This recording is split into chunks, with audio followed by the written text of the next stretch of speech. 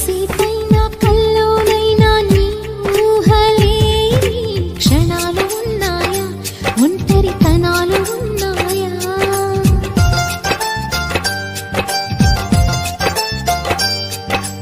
ఏం చేస్తున్నా ఎటు చూస్తున్నా ఈ రూపులోనే ప్రతిదీ చూస్తున్నా నిన్నే ప్రపంచమంటున్నా. మమతలు చిందిన మధువుల విందుకు అతిథులుగా ఆహ్వానిద్దాం ఆరారు కాలాలని.